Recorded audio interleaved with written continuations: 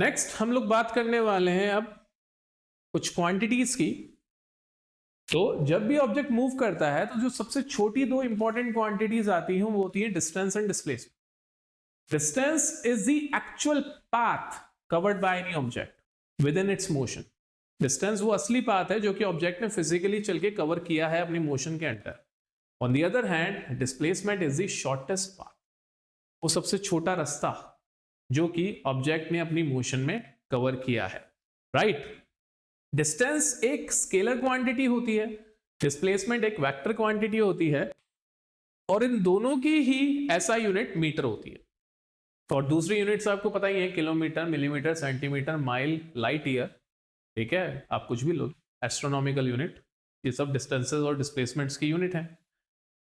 अब कुछ इंपॉर्टेंट चीजें हैं जो आपको ध्यान रखनी है डिस्टेंस और डिस्प्लेसमेंट के बारे में। देखिए, डिस्टेंस कभी नेगेटिव नहीं होती, डिस्प्लेसमेंट नेगेटिव एंड पॉजिटिव हो सकती है और जीरो भी हो सकती है। डिस्प्लेसमेंट कभी भी शिफ्ट ऑफ ओरिजिन पे डिपेंड नहीं करती। अब शिफ्ट ऑफ ओरिजिन या शिफ्ट ऑफ रेफरेंस पॉइंट क्या होता है? देखो, जब भी आपको डिस्प्लेसमेंट मेजर करनी होती है तो आपको दो पॉइंट्स जरूर चाहिए होते हैं। एक वो पॉइंट जहां से मोशन स्टार्ट हुई थी और एक दूसरा वो पॉइंट जहां पे जाके मोशन खत्म हुई थी। तो मान लो ये एक रेक्टेंगुलर लेआउट है, मतलब कोई कॉलोनी है, कोई एरिया है जिसका लेआउट ऐसा रेक्टेंगुलर है और ऐसी यहां से रोड्स जा रही हैं। तो मैंने कहा ये एक पाथ है ABCD, जहां पे ये डिस्टेंस है 100 मीटर और ये डिस्टेंस है 20 मीटर। फिर से ये रेक्टेंगुलर होने की वजह से ये भी 100 मीटर हो जाएगा और ये 20 मीटर हो जाएगा। अब मानो कि कोई पर्सन इस A पॉइंट से चलना शुरू करता है, B पे होता हुआ C पे जाके रुकता है, तो उसने डिस्टेंस कितनी कवर करी है? The total path covered in a motion और the length of actual path. So his distance will be 100 plus 20, 120 meter. On the other hand इसकी जो डिस्प्लेसमेंट होगी वो होगी the shortest distance between these two points. And now इन दो points को क्या बोला जाता है? जिस पॉइंट से कोई भी ऑब्जेक्ट मोशन करना स्टार्ट करता है वो ओरिजिन कहलाता है, और जहां तक वो चल के जाता है उससे हम लोग डेस्टिनेशन कहते हैं। ओरिजिन को कई लोग इनिशियल पॉइंट भी कहते हैं और डेस्टिनेशन को कई लोग फाइनल पॉइंट भी कहते हैं। फिर आते हैं वो लोग जो लोग फाइनल डेस्टिनेशन कहते हैं। If you know you know, ठीक है, जिसको पता है उसको समझ में आ गया। ओके, सो इनिशियल पॉइंट से फाइनल पॉइंट या फिर ओरिजिन से डेस्टिनेशन का ये जो सबसे छोटा पाथ होता है ना, इसी को हम लोग डिस्प्लेसमेंट कहते हैं। ठीक है, तो इसको निकालने के लिए सिंपली आप लोग क्या करोगे? पाइथागोरस थ्योरम लगाओगे। सो 100 का स्क्वायर प्लस 20 का स्क्वायर, तो whatever the value is it's your displacement and it will be in metres. ठीक है, हमारा कॉन्सेप्ट ये है कि एक तो शॉर्टेस्ट पाथ जो होती है वो डिस्प्लेसमेंट होती है, और दूसरा कॉन्सेप्ट ये है कि ये डिस्प्लेसमेंट कभी भी शिफ्ट ऑफ ओरिजिन पे डिपेंड नहीं करती।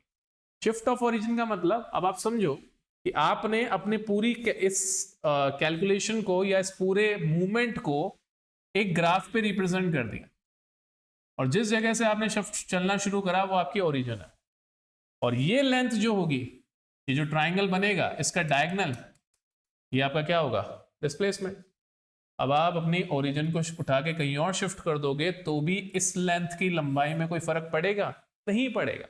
सो आप कहीं पे भी अपना रेफरेंस पॉइंट मानो, बट आपका डिस्प्लेसमेंट वही रहेगा जो आपका कैलकुलेशन के थ्रू पहले से आया हुआ है। राइट?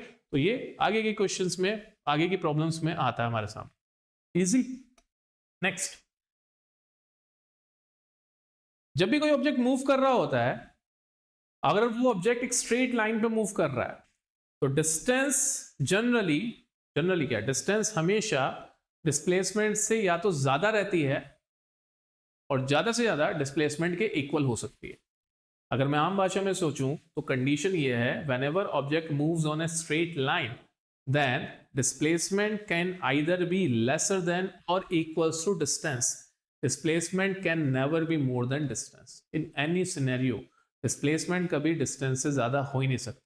तो ऑन ए स्ट्रेट लाइन आपको ये चीज ध्यान रखनी है कि डिस्टेंस अपॉन डिस्प्लेसमेंट का रेशियो क्या हो जाता है, ग्रेटर देन इक्वल टू 1, क्योंकि डिस्टेंस डिस्प्लेसमेंट से ज्यादा रहेगी या उसके इक्वल रहेगी। अब आप बोलोगे सर ये क्या है, मॉड्यूलस। ठीक है, हम लोग साइन नहीं ले रहे हैं डिस्प्लेसमेंट का, हम लोग सिर्फ मॉड्यूलस की बात कर रहे हैं, उसके मैग्नीट्यूड की बात कर रहे हैं। तो डिस्टेंस हमेशा डिस्प्लेसमेंट के मैग्नीट्यूड से ज्यादा या इक्वल होती है, कभी भी कम नहीं होती। अगर एक बॉडी मूव कर रही है तो उसकी डिस्टेंस हमेशा टाइम के साथ में बढ़ती जाएगी, सिंपल सी बात है, पर जरूरी नहीं है डिस्प्लेसमेंट टाइम के साथ में बढ़े। फॉर एग्जाम्पल, पिछले पेज पे जो हमने एक पर्सन लिया था जो कि एक रेक्टेंगुलर फील्ड पे चल रहा था, अगर ये और आगे चलना शुरू कर दे इस पॉइंट से डी से, तो ये कहाँ आ जाएगा, सॉरी ये पॉइंट सी था, पॉइंट सी से ये कहाँ आ जाएगा, डी पे। तो मीनवाइल अगर आप देखो तो इसकी डिस्टेंस बढ़ रही है, 100 प्लस 20 प्लस 100 120 हो गई, पर इसका डिस्प्लेसमेंट कितना रह गया अब, ओनली 20 मीटर, क्योंकि डिस्प्लेसमेंट क्या है, इनिशियल पॉइंट से फाइनल पॉइंट के बीच की शॉर्टेस्ट डिस्टेंस या ओरिजिन से डेस्टिनेशन के बीच की शॉर्टेस्ट डिस्टेंस, इसे हम लोग क्या कहते हैं, डिस्प्लेसमेंट। आसान। सो पॉइंट ये कहता है कि डिस्टेंस हमेशा टाइम के साथ में बढ़ती जाती है, डिस्प्लेसमेंट के बारे में ऐसा कुछ फिक्स नहीं है। इनफैक्ट आप अगर एक स्पेसशिप लेके निकलो अपने घर से और पूरा यूनिवर्स का एक छोटा सा राउंड मार के फिर से आ जाओ अपने घर पे, तो आपका डिस्प्लेसमेंट क्या होगा, जीरो होगा। अब स्पेसशिप को हटा के एक्टिवा लगा लूँ वहां पे, तो भी डिस्प्लेसमेंट जीरो होगा। पर फिर भी पेट्रोल जला, पेट्रोल क्यों जला, क्योंकि जब तक आपका टाइम चल रहा था तब तक डिस्टेंस बढ़ रही थी, जब तक डिस्टेंस बढ़ रही थी तब तक पेट्रोल जल रहा था। ठीक है, आसान। तो ये डिस्टेंस और डिस्प्लेसमेंट में बेस्ड एक क्वेश्चन देख रहे हैं। Particle covers 1.5 circle of radius r, find the distance and displacement of the particle. Any guesses? बहुत आसान लग रहा होगा ना देख के। एक पार्टिकल सर्किल की, a particle covers 1.5 circle of radius r, 1.5 of circle of radius r। ठीक है, तो यहां से पार्टिकल p चलना शुरू हुआ, 1.5 का मतलब क्या है, पार्टिकल चल रहा था पूरा चक्कर मार के वापस वहीं आया जहां से शुरू करा, तो इसने 1 सर्किल कवर कर लिया। अब हाफ और कवर करना है, मतलब सेमी सर्किल।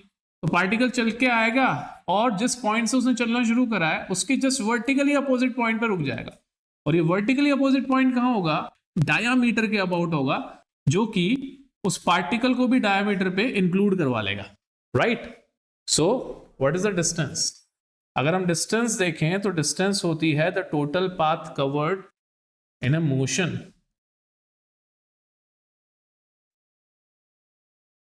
अगर आप एक पूरा सर्किल कवर करते हो, one round of circle is equals to circumference.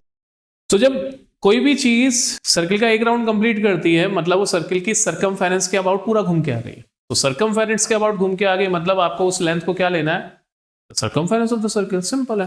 तो वन सर्किल या one round of a circle is equals to circumference, that means 2 pi r। और उसने ना 1.5 करा है, 1.5 राउंड ऑफ सर्किल मतलब 3/2 इंटू 2 पाई r। देखो 1.5 का मतलब क्या होता है, 3/2, तो 2 से 2 कैंसिल, आंसर क्या हो जाएगा। और सेमी सर्किल को अगर आप जानते हो तो सर्किल की पूरी लेंथ अगर 2 पाई r है तो सेमी सर्किल की लेंथ कितनी हो जाएगी, पाई r। तो आप दिमाग में भी कर सकते हो ना, ये तो बहुत बेसिक भाइयों ने दिमाग में करा है।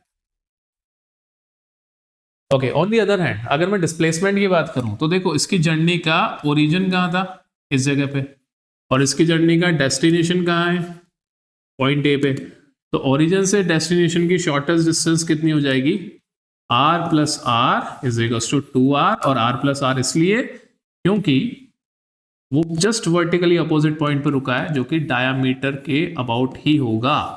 राइट, p के रेस्पेक्ट में जो वर्टिकली अपोजिट पॉइंट है वहां जाके रुकना पड़ेगा उसे। आसान। तो ये ना देख के बहुत खुश नहीं होना है, ये सिर्फ वार्म अप वाले क्वेश्चंस है। An athlete completes 1 round of the circular track of radius r in 40 seconds. What will be the displacement at the end of 2 minutes 20 seconds?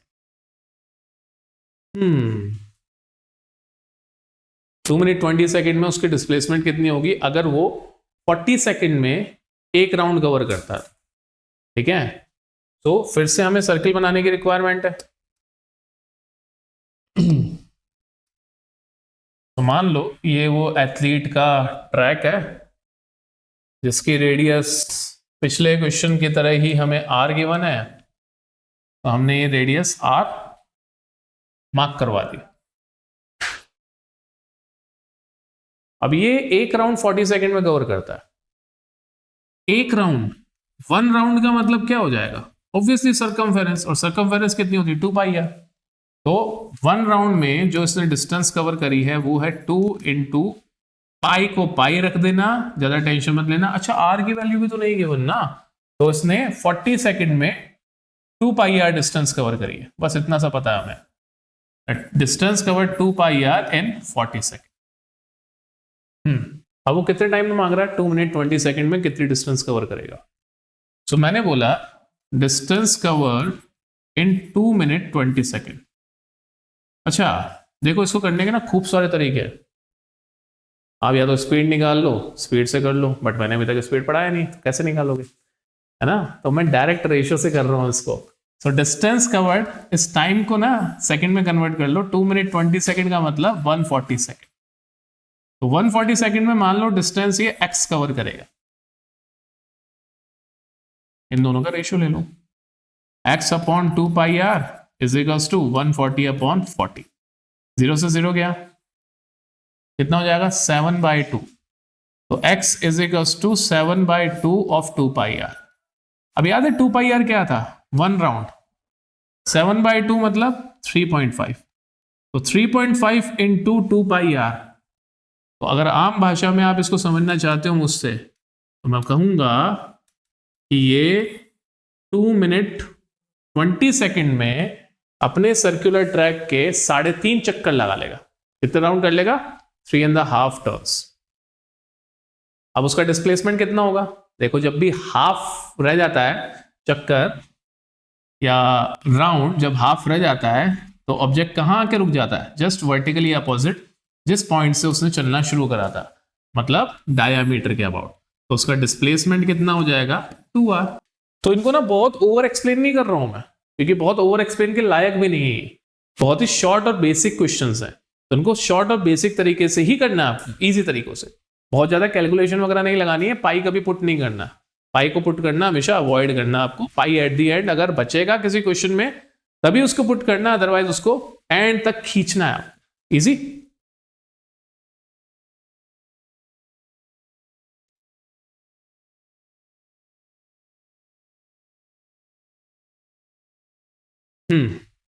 A body covers a distance of 1 meter long, 1 meter along a semicircular path. Calculate the magnitude of the displacement of the body and the ratio of the distance and displacement.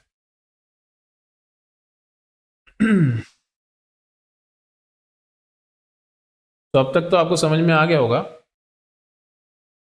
कैसे हम लोगों को इस तरह के questions approach करने हैं। देखो फिजिक्स में ना डायग्राम बनाने बहुत इंपॉर्टेंट है।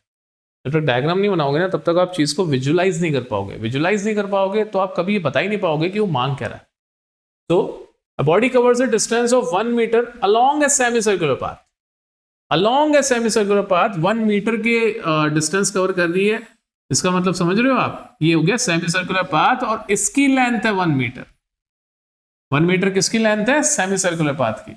क्वेश्चन ये है calculate the magnitude of it displacement of the body and the ratio of distance and displacement. तो जब बॉडी यहां से यहां तक ऐसे चल के आई है सर्कुलर पाथ पे, यही तो इसकी डिस्टेंस है। सेमी सर्कुलर पाथ पे चल के आई, यही इसकी डिस्टेंस है। डिस्प्लेसमेंट क्या होगी, जितने क्वेश्चंस अब तक करे हम लोगों ने उसमें यही हो रहा था कि बॉडी जस्ट अपने वर्टिकली अपोजिट पॉइंट तक जा रही थी, तो डिस्प्लेसमेंट क्या हो जाएगी 2r। डिस्प्लेसमेंट मैं लिख रहा हूं यहां पे इज इक्वल्स टू 2r।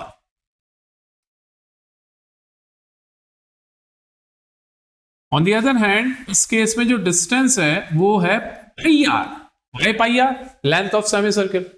अब ये पाई आर हमें हेल्प करेगा किसमें, इस आर को फिगर आउट करने में। देखो डिस्टेंस इज 1 मीटर जो कि क्या हो गई पाई आर, तो आर की वैल्यू क्या हो जाएगी 1/पाई। ठीक है, बट मुझे इतनी मेहनत की ज़रूरत है क्या? क्यों करना ही नहीं है सब, छोड़ दो, मुझे आर की भी ज़रूरत नहीं है। क्वेश्चन रीड करो। क्वेश्चन मांग रहा है the ratio of the distance and displacement. Distance है पाई आर, डिस्प्लेसमेंट है 2r, कहानी खत्म। तो रेशियो क्या हो गया? Pi by 2, that is 3.14 upon 2, that is 1.57. So this is the ratio 1.57 ratio 1. This is the ratio of distance and displacement. तो मैं बार बार क्या बोलता हूँ कि पढ़ा करो, मांग कह रहा है। अननेसेसरी मुझे आर निकालना ही नहीं था, मैं भी भटक गया था, आर निकालने रुक गया। मत निकालो, जरूरत नहीं है वो काम, मत करो फिजिक्स में।